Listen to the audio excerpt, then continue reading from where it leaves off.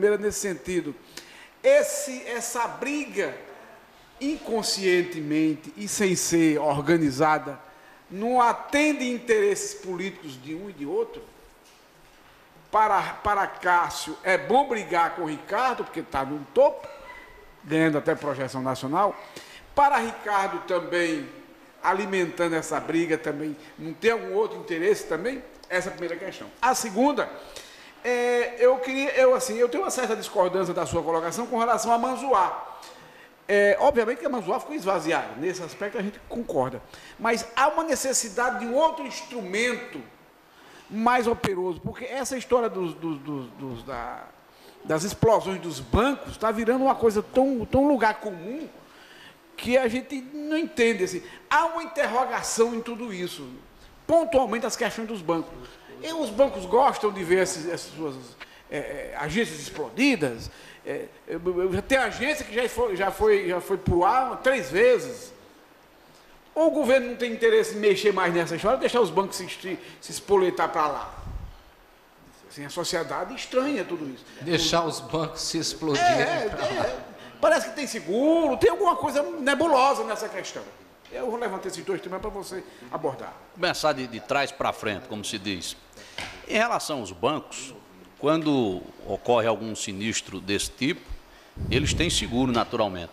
Porque se não tivessem, Gutenberg, certamente já teriam cumprido a legislação federal, que é do início da década de 80, que determina a adoção de medidas de segurança, de providências, para que haja a redução desse tipo de evento nas agências e postos bancários, e isso eles não fazem. Tanto é que em São Paulo, por exemplo, são centenas de ataques, em outros estados também. Esse é um problema hoje nacionalizado. E cabe também às Forças Armadas fazer a fiscalização desse explosivo que chega nas mãos dos bandidos para que possam fazer esse tipo de crime. Aqui na Paraíba, a Secretaria da Segurança e da Defesa Social tem realizado prisões e mais prisões de quadrilhas. Nós temos vários casos em que a polícia tem conseguido êxito. Agora, em grande parte, são criminosos que vêm, inclusive, de outros estados para atuar aqui. Em algumas situações, por exemplo, em cidades pequenas do interior, você tem uma cidade com 2.000 habitantes, chega lá um banco desse, coloca um posto daquele, um caixa eletrônico apenas, aluga um pequeno imóvel e põe lá, sem nenhuma segurança. A cidade tem, alguém reclama, pouco policiamento, mas tem um policiamento proporcional à quantidade de crimes daquela cidade. Evidentemente que se o governo pudesse, colocaria lá o Exército inteiro, a Polícia Federal, a Polícia Militar, a Polícia Civil, mas também não seria o caso. Nós temos aqui, poucos paraibanos sabem disso, cerca de 80 municípios dos 223 que terminam o ano sem ter um crime de homicídio. Na cidade de Sossego, na região do Curimataú, faz 4 anos que ninguém é assassinado. Então lá não precisa desse quantitativo policial como em outras áreas. Mas na medida em que chega ao banco e coloca esse caixa eletrônico e deixa lá sem nenhuma segurança, atrai o criminoso que vem de outra região ou de outro estado para explodir e levar o dinheiro. E a pergunta que se faz é, diante dos problemas que o governo tem para enfrentar com saúde, com educação, infraestrutura, valorização do servidor público e tantas outras demandas que aparecem no dia a dia, deveria o governo disponibilizar um efetivo policial específico para ficar ali vigiando aquele caixa eletrônico do banco, quando o banco tem condição para isso, quando o banco lucra e tem lucros altíssimos aqui nesse país. Aliás, é um dos países do mundo, certamente o Brasil, em que os bancos mais lucram, as instituições financeiras mais levam vantagem. Esse é um debate que tem que ser feito. Deveria a segurança pública ser focada nisso, ou deveria, por exemplo, fazer aquilo que o governo do Estado faz de forma prioritária, que é o combate aos crimes contra a vida? Porque entre os bens que nós temos, inclusive em direito penal, e aqui você é advogado, Caldeira, Tião, Otto, enfim, há vários estudiosos e que estão nos assistindo, nós temos os bens que são protegidos de forma prioritária, a começar da vida, né? Porque estando vivo a gente consegue, inclusive a liberdade, se privado dela estiver, consegue um bem patrimonial, se tiver perdido, mas sem a vida não há possibilidade. Então, nessa escala de importância, o governo tem que priorizar o combate ao crime contra a vida. E depois vem o crime patrimonial e outros tipos de crime. Se o recurso não é suficiente, se as próprias forças do Estado não são suficientes para fazer o combate simultâneo, linear a todos os tipos de crimes, é preciso que se priorize aquilo que é mais relevante para cada ser humano, que é a vida da pessoa. E esse é um problema, eu já citei aqui, por exemplo, os eventos que ocorrem em São Paulo, nacionalizado, como de resto todo problema da segurança pública é. A gente vive hoje num mundo globalizado, em que a comunicação é veloz, acontece algo em São Paulo, no Japão, onde seja, e vice-versa, a gente fica sabendo e eles lá também ficam. Do mesmo modo, o crime se comunica, né? E as táticas, as estratégias, as ações maléficas vão sendo passadas de um estado para o outro, de uma região para outra, e a polícia, por mais que prenda, vai ter sempre mais pessoas para prender. Isso em relação à questão da segurança. Secretário, só para eu fazer um parênteses, é uma informação, já pegando o gancho, eu não poderia deixar de aproveitar. Tem um projeto de lei correndo, né, em Brasília, que proíbe a venda de dinamite, daqueles bastões de dinamite. Ele altera, inclusive, o chamado Estatuto do Desarmamento, que é uma lei de 2003, né, e esse projeto de lei que está correndo agora em Brasília proíbe a fabricação e a comercialização de dinamites feitas através daqueles bastões que são utilizados nos roubos à caixa eletrônica por todo o Brasil. Então, proibindo não quer dizer que acabe, mas deixa Como é que as pedreiras vão funcionar? Com outro tipo de explosivo. Está tudo regulamentado no projeto. O número é 484/2015. Esse projeto está tramitando do deputado do Solidariedade, Manatu, me parece. O que tem que haver é mais do que legislação, tem que haver fiscalização, né? Por exemplo, as drogas. A Paraíba produz cocaína, crack? Não. Isso vem de onde? No Brasil mesmo. Nós temos a produção, vem de outros países da América do Sul. As armas que aqui também entram.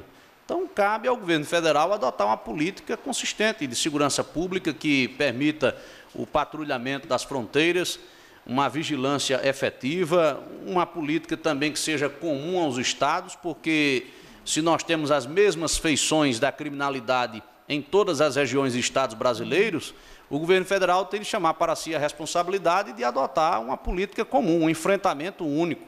Não há como a Paraíba fazer, por exemplo, a sua parte, e tem reduzido no Nordeste, nesses últimos 4 anos, os índices de criminalidade, e outros estados não conseguirem o mesmo êxito, porque termina que a gente faz aqui a nossa parte e o crime vem de outros estados que estão em volta aqui da Paraíba para frear essa política exitosa de segurança que nós estamos assistindo nesses últimos tempos. Apesar de ainda, e o governador Ricardo Coutinho é muito sincero e verdadeiro, existir um índice que precisa ser diminuído cada vez mais, porque os níveis de insegurança, eles são, de fato, de um modo geral, intoleráveis, e não apenas no Brasil, vamos admitir. É uma situação hoje mundial, é um debate muito complexo. Você tem, por exemplo, os Estados Unidos, que fazem um grande investimento contra o narcotráfico, contra a droga, financiando a Colômbia para combater os narcotraficantes, no México também. Mesmo assim, a droga chega lá à vontade.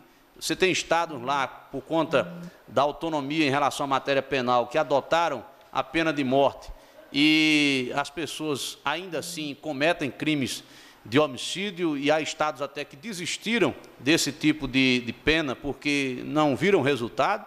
Então, é algo muito complexo. Mas, lhe respondendo sobre a política, para não ser muito prolixo, em relação à suposta estratégia de Cássio e de Ricardo de polarizar o debate e dominar a cena política no Estado. Fatalmente, como nós tivemos uma eleição em que estiveram de um lado Cássio como candidato e Ricardo do outro, é natural que eles saiam do processo também como as lideranças políticas de maior exposição. Na oposição, mesmo com a derrota, pelo menos no instante, não se apresenta outro nome com musculatura para competir em termos de comando com o senador Cássio Cunha Lima. E no bloco governista, o governador Ricardo saiu ungido das urnas, porque conseguiu derrotar aquele que era invencível, que era imbatível, que, aliás, se não se achasse assim, teria ficado no governo e votado em Ricardo para governador. Mas, como tinha certeza de que derrotaria Ricardo, preferiu sair e tentar derrotá-lo. Então, é uma consequência natural. Mas, da parte do governador Ricardo, não há uma preocupação quanto a isso. Porque o foco dele, como foi no primeiro governo, como tem sido durante sua trajetória política, é dar resposta à sociedade com relação às demandas que ela tem.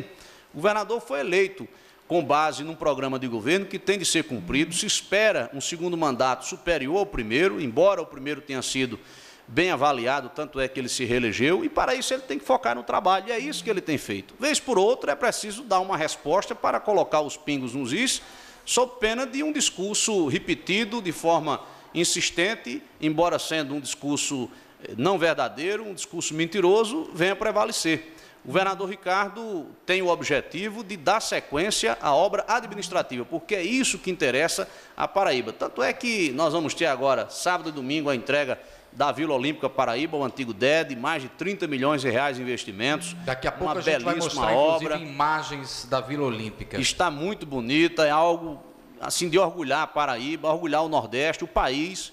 Nós vamos ter também a entrega de outras obras de rodovias, como a de Coremas a Piancó, que o governador vai fazer essa inauguração brevemente. O governador esteve em Campina Grande nesses últimos dias, entregou lá o IPC, o Instituto de Polícia Científica de Campina, que é o maior e mais moderno do interior do Brasil, né, excluindo as capitais, e em alguns casos é maior e mais moderno do que de algumas capitais.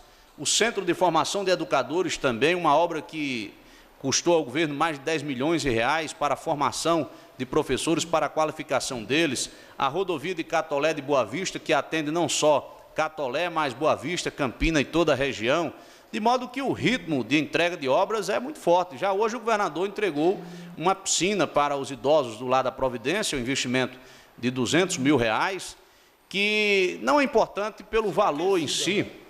Exatamente, tem inclusive um elevador para que o idoso... Isso. O governador soltou até deu uma cicatada em Cássio quando disse assim: Cássio só vinha aqui quando havia uma feira da Previdência, alguma coisa assim. Uma feira, para pegar alguns votinhos aqui. E essa obra, viu, Heraldo, ela não é apenas importante porque custou 200 mil reais. Isso é de só menos importância. O importante ali é o resultado prático para aqueles idosos no dia a dia, é o gesto do governo de sensibilidade, de cuidado com os idosos, do mesmo jeito que faz com as crianças, através de políticas públicas importantes, como o Prima, que tem melhorado a vida de muitas crianças e famílias, tem apresentado perspectiva de futuro. Então, o foco é esse, é trabalho, e evidentemente que na hora certa, quando chegar o período eleitoral, o eleitor vai lá e avalia quem fez, quem não fez.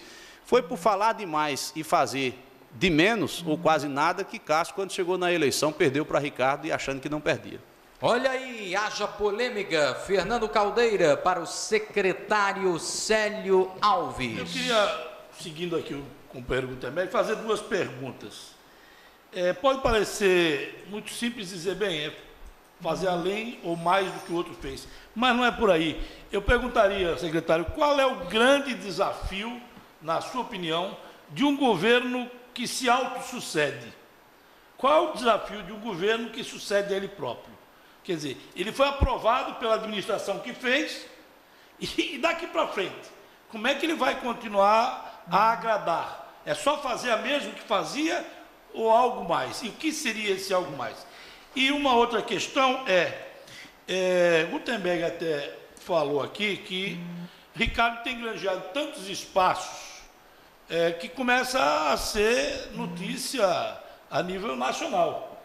Recentemente, e faz parte da pergunta que eu vou dizer, uma agência internacional, Standard & Poor's, avaliou que o Brasil está com a economia meio em frangalhos, mas que há uma exceção no Brasil, que é a Paraíba. A Paraíba, que tantas vezes foi notícia nacional de forma depreciativa, agora alcança a mesma mídia nacional, só que de forma positiva. Você acha que Ricardo consegue fazer um governo melhor que o anterior, atuando em que áreas? E isso lhe dará ou lhe daria projeção nacional suficiente que o estimulasse a pensar em voos a nível nacional, secretário? Caldeira, não resta dúvida de que suceder a si mesmo é desafiador, sobretudo quando se trata de um governo que foi referendado nas urnas. O político Ricardo Coutinho já passou por essa experiência em 2008, foi eleito em 2004, fez uma boa gestão, começou o mandato com muitas atribulações, contestado, mas perseverou, foi firme naquilo que entendia ser melhor para a população, ao final prevaleceu e foi reeleito de forma fácil, vamos admitir. Basta observar os percentuais de sua reeleição. E naquele instante havia, claro, que uma expectativa também quanto ao segundo mandato, porque o antecessor de Ricardo, Cícero Lucena, é voz comum, fez um segundo mandato aquém do primeiro.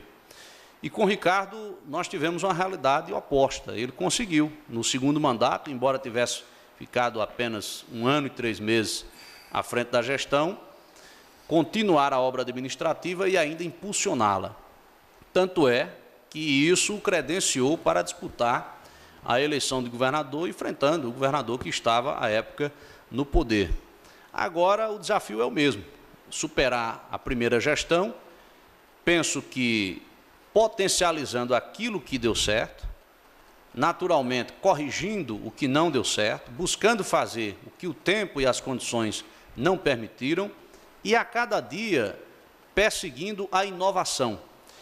Há um filósofo contemporâneo que é paranaense, radicado em São Paulo, muito aplaudido, elogiado, Mário Sérgio Cortella, e eu gosto muito da obra dele, e há uma frase dele que é a seguinte: o animal satisfeito dorme.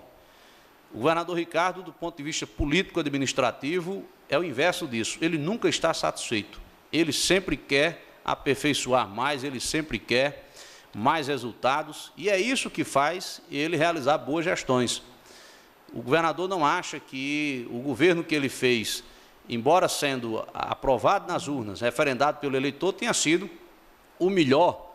Ele pode fazer melhor. E é esse sentimento que ele busca permear entre sua equipe, para que nós não cansemos, não nos acomodemos e façamos cada dia mais as coisas com gana, com vontade, porque as demandas da sociedade se renovam, quando não, elas surgem de maneira inédita. Você hoje tem uma necessidade e amanhã tem outra. Uma cidade, por exemplo, que clamava há 50 anos por uma rodovia e recebeu essa rodovia, agora ela tem outros desejos para realizar, outras necessidades para suprir.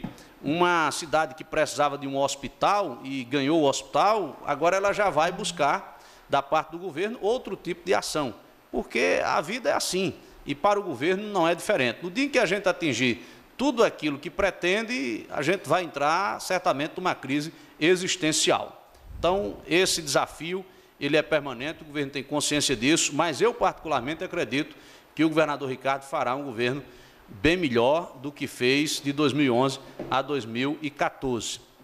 E isso, claro, vai render o reconhecimento da população paraibana, como tem rendido o reconhecimento fora da Paraíba a esse estilo de Ricardo Coutinho governar. Tanto é que a Paraíba hoje é um estado respeitado pelo governo que tem, pelo governador que tem. Se esse reconhecimento vai também ser no campo eleitoral, no campo político, para outros voos, outros passos, sinceramente, só o tempo dirá. O governador Ricardo não alimenta esse tipo de expectativa. Ele é daquele político, e há poucos políticos assim, que quando está no mandato dado pelo povo, procura fazer o que é correto. E a consequência vem depois, seja ela positiva ou negativa, mas procura acertar. É tanto que ele diz reiteradas vezes que não faz ou deixa de fazer algo em troca de meia dúzia de votos. Faz aquilo que se espera de um governante sério e comprometido com o bem-estar da população. Depois a população vai lá e avalia. Se no futuro a população, seja da Paraíba ou até fora daqui, tiver um entendimento que amplie os horizontes políticos eleitorais do político Ricardo Coutinho, nós vamos saber. Do contrário, ele naturalmente vai estar realizado, creio, politicamente, satisfeito com todas essas obras, com todas essas ações que vem conseguindo oferecer à Paraíba, contribuindo para que esse estado seja um estado melhor, não somente para nós agora, mas para gerações futuras. Heraldo Nóbrega. Célio Alves, que hoje veio com um novo look, está parecendo Berzoini do PT. Em homenagem a Fábio Maia. Meu amigo Fábio Maia, chefe de gabinete do governador. Esse debate sobre a discussão pública entre... É porque eu não revelei aquela foto que eu fiz sua lá no Manaíra Shopping. Que impublicável. Quem visse diria que você sequer tomou a vacina de paralisia infantil, de tão jovem que você estava. Parecia um surfista. Um tênis todo boy, uma mochila nas costas. É aquele chapeuzinho maravilhoso. Estreando o novo visual, Heraldo Nóbrega e Célio Alves. Aliás, Lidiane aprovou o novo visual? Aprovar. Poderia ser chamado também de Palocci? Um abraço.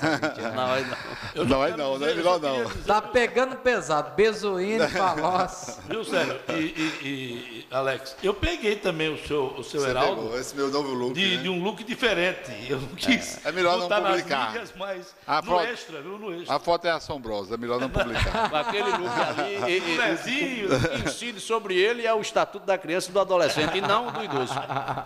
Quando eu ia a Santa Rita daquela forma, Marcos Aureliano dizia, está disfarçado. Cavalheiro. Sim, mas esse debate sobre a discussão pública entre Cássio e Ricardo Coutinho faz me lembrar, secretário, um diálogo que eu tive com o presidente do PSB, Degujão, que você conhece, Adeus Queiroz. Conheço. E ele me disse, Heraldo, Cássio concentrou as suas poucas obras no compartimento da Borborema em detrimento de outras regiões, como o meu sofrido Cariri. Mas Ricardo, no primeiro mandato, diminuiu essa defasagem, interiorizando o desenvolvimento de forma equânime.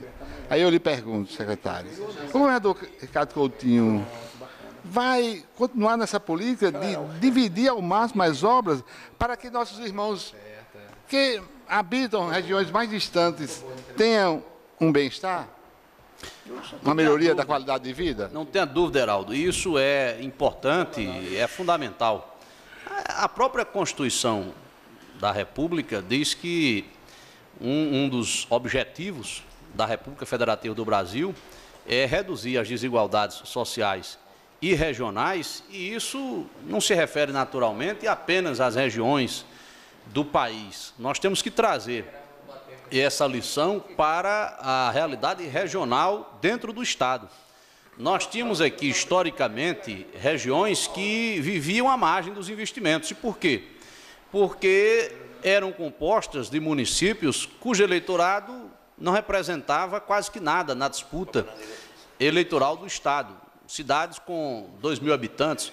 Vou citar aqui o caso de Parari. Parari ganhou uma escola no governo Ricardo Coutinho que custou R$1 milhão. Lá tem menos de 2.000 eleitores. Quando Parari ganharia uma escola com esse investimento, tendo esse eleitorado? Se você for a São José de Espinharas, que recebeu agora a sua rodovia ligando a Patos e saiu do isolamento, lá também tem um eleitorado que não chega a 5.000. E por aí vai. Matinhas, com a rodovia da Laranja ali, perto de Campina Grande, de Esperança, porque a lógica era a seguinte: concentrar os investimentos de maneira proporcional onde há mais eleitor. Então, por exemplo, se João Pessoa tem um eleitorado maior, então João Pessoa teria que ter mais obras. Campina Grande tem um segundo maior eleitorado, então Campina vinha na sequência, e assim sucessivamente. O governador Ricardo quebrou essa lógica, porque para que a gente atinja a boa qualidade de vida da população, tem que se fazer investimento em todas as regiões, em todos os municípios. Investimentos básicos, como estrada, como água, como é o caso do Cariri. Só o anel viário do Cariri tem 205 quilômetros de extensão. São várias as cidades que estão ganhando o asfalto e a água. Outras que já ganharam, que já tiveram as suas obras inauguradas. O Hospital de Monteiro, por exemplo, que tinha em torno de 50 leitos, e foi para o triplo disso. Nós temos outras ações em regiões como Curimataú, que também ganhou uma nova malha viária com a reconstrução de rodovias, como é o caso da rodovia do Minério, que havia sido feita no governo Buriti I, e rodovias que foram construídas agora, porque as cidades eram isoladas. Caso de Algodão de Jandaíra, Sossego, que a obra está na sua fase conclusiva. Imagine o Curimataú pensar em desenvolvimento, o Cariri também, sem que existisse esse tipo de investimento. Então, a lógica de só investir onde há mais eleitor, onde há mais pessoas residindo, foi quebrada, porque os paraibanos são iguais nos seus deveres e nos seus direitos. Eles têm o mesmo direito à dignidade, seja um eleitor ou morador de Cuitegi, seja um eleitor morador de Campina Grande, de João Pessoa, de Souza, de Patos. Isso tem sido importante demais, essa estratégia e, mais do que estratégia, essa filosofia de governo que o governador Ricardo tem adotado para que nós possamos ter um Estado melhor a cada dia, contemplando todas as regiões, todos os municípios, indistintamente. É isso que a Paraíba espera e é isso que o governo vai fazer durante essa segunda gestão, está fazendo, aliás, dando sequência àquilo que foi iniciado em 2011. Para fechar essa rodada, Otto Cruz e o secretário Célio Alves. E no Twitter, você continua tweetando para valer através do Twitter, @Masterizando, e a Marcela Gadelha já mais do que preparada para poder interagir com os nossos tuiteiros e tuiteiras neste Conexão Master, polêmico como não poderia deixar de ser, em virtude do nosso convidado respondendo a tudo e a todos. Para valer, Otto Cruz. Secretário, eu vou fazer uma pergunta a respeito da pasta da comunicação e uma política. A questão política é a seguinte: o governador Ricardo Coutinho venceu a eleição contrariando um pouco a regra. Ele tinha a minoria, né, dos deputados da Assembleia Legislativa, me parece que apenas 6 deputados apoiavam a eleição, e ele conseguiu vencer, até pela própria antipatia da classe política perante o eleitorado. Pode ser uma das leituras dessa situação. Agora mudou a fórmula, ele tem maioria na Assembleia. Será que ele teme ter modificado essa fórmula de combater a classe política e ser visto como algo que era diferente daquela classe política e agora está com a maioria na Assembleia? E a segunda pergunta é sobre a área de comunicação. No primeiro mandato do governador Ricardo Coutinho, a comunicação foi alvo de algumas críticas, inclusive aliados administrativos e políticos diziam: o governador Ricardo Coutinho tem obras e essas obras não estão sendo aproveitadas e apresentadas da melhor forma. Inclusive, houveram algumas modificações na própria pasta da comunicação. O senhor acha que foi encontrada a fórmula lá na comunicação? Em relação, Otto, à Assembleia Legislativa, de fato, o governador Ricardo venceu, tendo uma minoria, e que minoria, né? Porque eram poucos deputados realmente. E, mais do que isso, a Assembleia tinha uma mesa diretora presidida por um deputado que claramente se opunha ao Poder Executivo e ao governador Ricardo e usava o Poder Legislativo para isso. Quer prova maior? Agora, o deputado Ricardo Marcelo, de uma hora para outra, que era presidente do PEN, disse que estava deixando o PEN porque o partido estava muito desorganizado. Ora, não é isso. A questão é que ele não é mais presidente da Assembleia, não tem mais o poder legislativo na mão, então o partido dele perdeu força. Porque antes, a gente sabe, era um atrativo muito grande ser deputado filiado ao partido do presidente da Assembleia, por razões óbvias. Então, não foi apenas ganhar a eleição contra aquela grande maioria de parlamentares que se formou em torno da candidatura de Cássio, foi vencer até mesmo esses obstáculos severos que foram criados durante toda a gestão pela presidência da Assembleia Legislativa. Mas o que aconteceu, eu entendo que a população ela não achou que Ricardo era um antipolítico, muito pelo contrário, até porque a política não é uma arte que deva ser vista de forma depreciativa, não. Quem termina deturpando a política são algumas pessoas de pouco caráter, de nenhum compromisso com a sociedade, que ingressam na política. E são exatamente os maus políticos, porque a política exercida de maneira plena, de maneira séria, pelos homens de bem, é um instrumento formidável a favor do bem comum. E foi assim que o governador Ricardo sempre fez, como vereador, como deputado, prefeito e governador. Na medida em que você tem gente que se esquece desses ensinamentos, desses postulados e passa a ignorar, inclusive, os seus representados, que são os paraibanos, e a agir de acordo com conveniências outras, então há, naturalmente, uma divergência. O representante que deveria representar, ele passa a não representar mais. e é nessa hora que a população decide em contrário. Então, nós tivemos um governador eleito contra a vontade da grande maioria dos deputados na Assembleia, exatamente porque a Assembleia perdeu-se. Ela deixou de falar aquilo que deveria falar, ela deixou de ouvir aquilo que deveria ouvir, ela já não mais representava, ela tinha uma crise de identidade e de legitimidade com relação à representação da população. E o próprio resultado das urnas, que deu razão ao governador Ricardo, serviu de pedagogia, e nesse caso muito positiva, para os deputados que agora chegaram. Sejam aqueles que já foram eleitos ao lado do governador, sejam aqueles que foram eleitos pela oposição. Não resta dúvida de que, publicamente ou de forma interna, os deputados, até mesmo de oposição, devem ter feito uma reflexão sobre esse resultado das urnas, embora alguns não queiram admitir, mas fizeram a reflexão, porque o eleitorado foi claro. Ele disse: quem tem razão é esse governador aqui, que queria salvar a Cagepa, e não os deputados que se opuseram àquela autorização, simples autorização, para que o Estado pudesse surgir como o avalista naquele financiamento que resolveria grande parte do problema da Cagepa. Quem tem razão é esse governador aqui, que em vários momentos quis o diálogo com esse Poder Legislativo, e esse Poder Legislativo se negou, muito pelo contrário, fez o enfrentamento.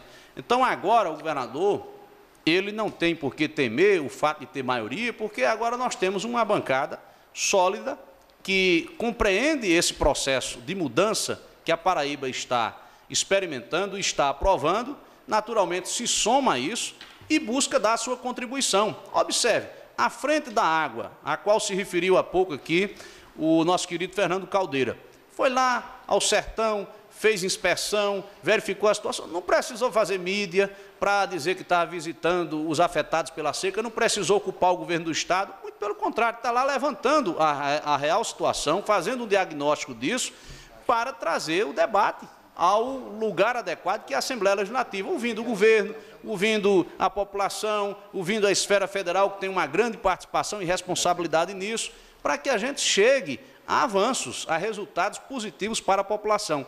E não como se fazia no passado, que tudo era motivo de cavalo de batalha. Então, nesse aspecto, eu penso que o governador não vai ter nenhuma dificuldade com relação à sua imagem perante a população.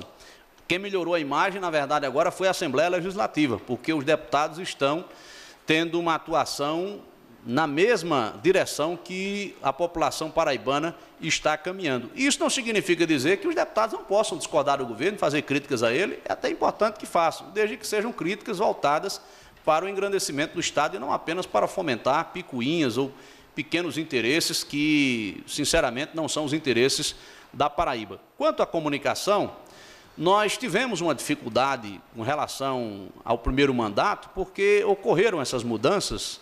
Inegavelmente, você tem uma solução de continuidade, porque cada gestor que assume a pasta, ele tem um entendimento diferente da política de comunicação, não obstante seu governo, o mesmo governo. Mas, claro que você, quando está num cargo, imprime suas marcas também, seu estilo de fazer durante a sua atuação.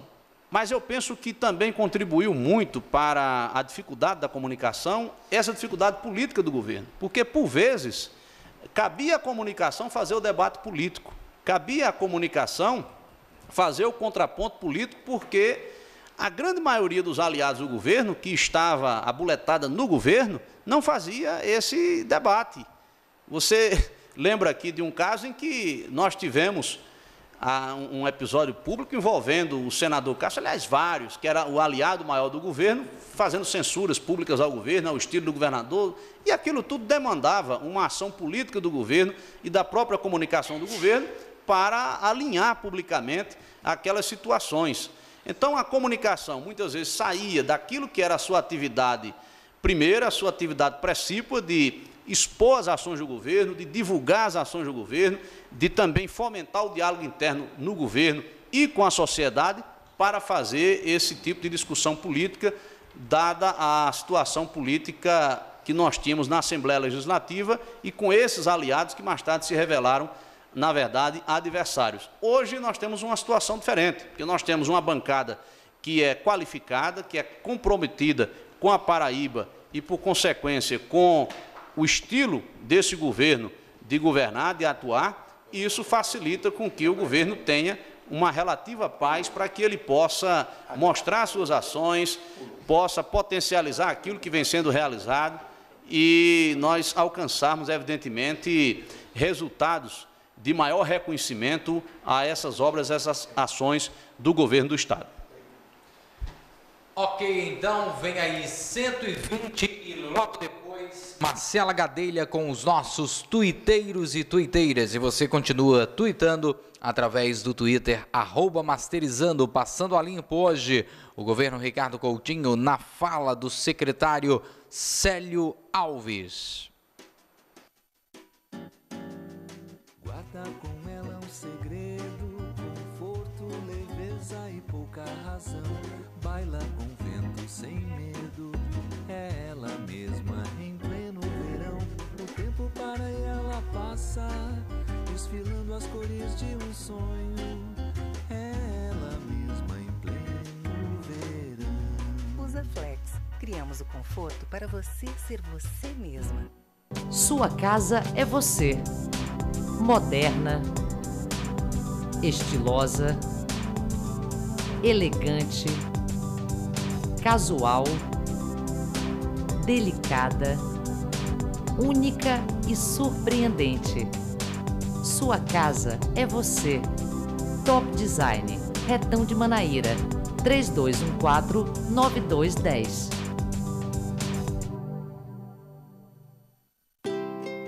Na cidade onde o sol nasce primeiro, nosso dia começa com muito trabalho.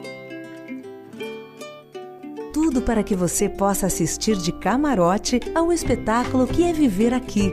Se você deseja ver a vida de uma nova perspectiva, temos duas notícias, uma boa e outra ótima. A boa é que as obras do Solar Tambaú estão em ritmo acelerado. A ótima é que, além do privilégio, você tem a grande oportunidade de viver aqui.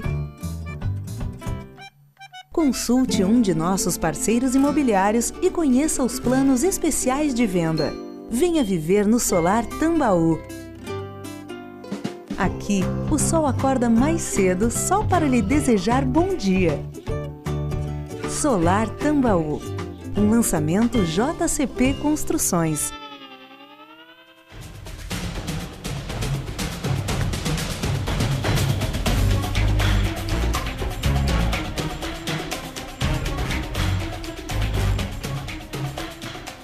Rápido assim, já de volta em câmera aberta, direto do estúdio 7 da Central Master de Produção.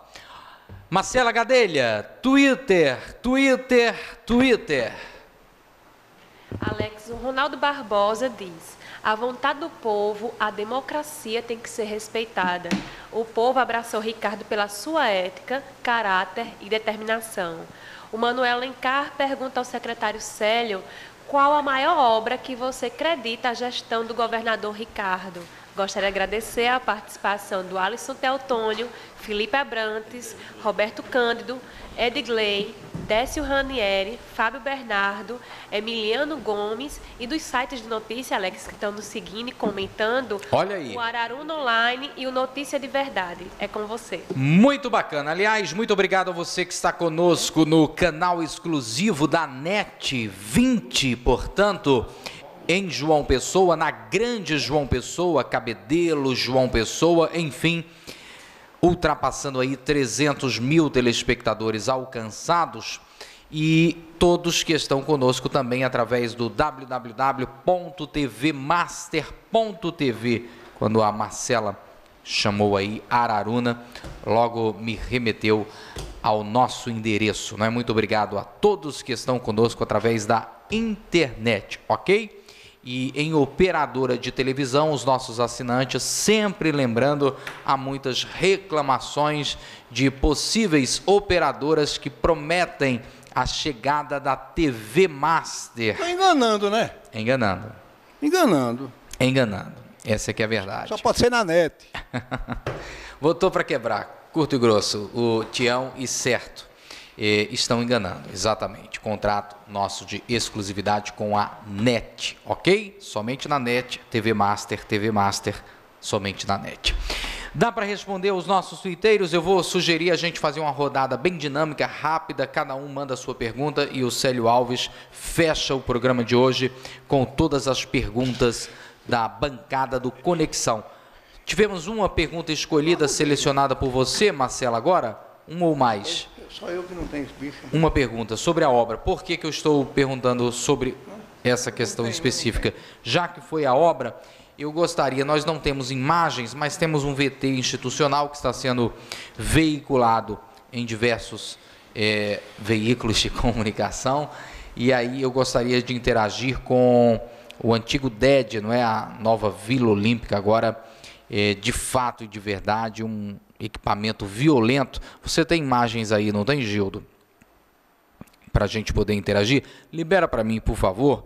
Já que a gente está na contagem regressiva, é sábado agora, então até por um dever jornalístico, por um dever de informação, trazer essa notícia que, como eu disse, se o governo comemora ou não, obviamente que comemora, aí é um papel de quem vive o governo. Nós, neste caso, é bem em cima daquela tese, contra fatos não há argumentos, e é lógico, evidente, claro, óbvio, que a Paraíba tem sim muito o que comemorar, porque é algo que chama atenção, desperta atenção, quando você passa ali por fora, já é um equipamento gigante. Libera as imagens, Gildo, tem como a gente interagir, sem ser com o VT, ou você vai querer colocar o VT mesmo? O que é que você programou para eu entender aqui?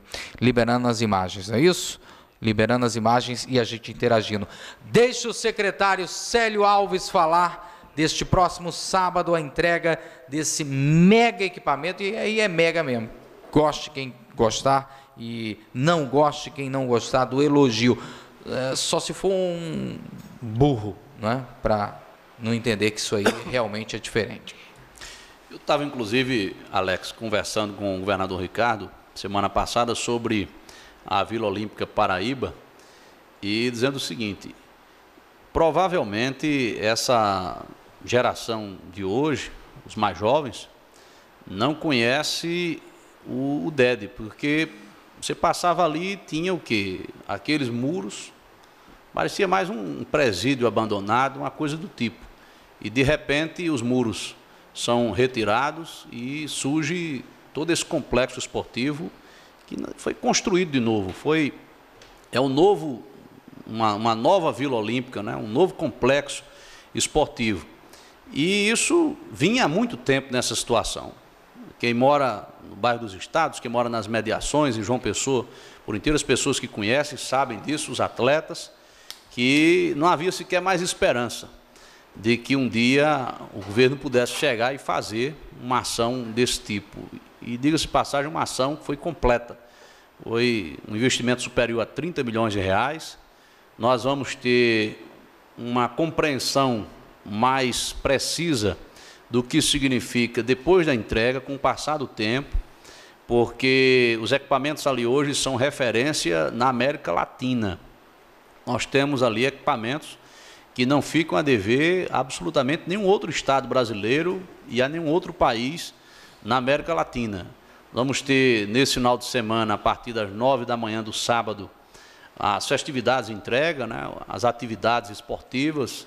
A seleção de nado sincronizado, por exemplo, confirmou presença. Atletas do Santos, o Santos da época de Pelé, que jogou no DED, inclusive, e quando houve aquela polêmica... Santos, né, Sérgio? Exatamente. Caldeira, que é um torcedor apaixonado do Santos, né, sabe o que representa isso. Vamos ter o Vanderlei Cordeiro, maratonista que foi bronze em Atenas. Enfim, uma série de atrações, de eventos.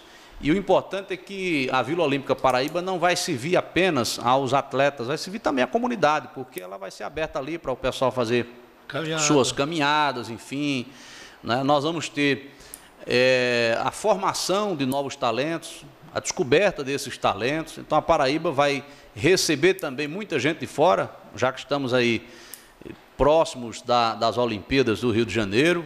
Então vamos receber gente que vem se preparar aqui exatamente na Paraíba, e tudo isso significa... E, por exemplo, na época o secretário, né, Ricardo Barbosa, sempre dizia que esse equipamento ele é de fato profissional para receber atletas de todas as partes do mundo, não é? Ele é de Exatamente. fato Ele atende às exigências internacionais, como poucos equipamentos atendem. Ricardo Barbosa sempre disse isso e, aliás, ressalta-se o empenho dele, hoje deputado, na época como secretário. Me parece que esteve bem à frente, obras, né? Designado ali pelo governador Ricardo Coutinho para estar à frente. Não só dessa obra, mas outras obras importantes.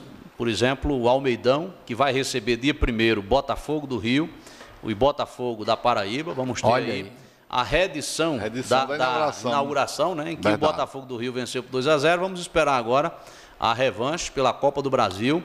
Um Almeidão que está belíssimo. Ao lado do Almeidão nós temos um Ronaldão que foi entregue há 10 dias pelo governador Ricardo, 3 milhões de reais de investimento. A primeira e única grande reforma do Ronaldão em seus 20 anos de existência. Ali ao lado o governo tem na iminência de entregar, faltando só a mobília, a central de polícia, uma central de polícia também invejável em nível nacional. Temos em obras o viaduto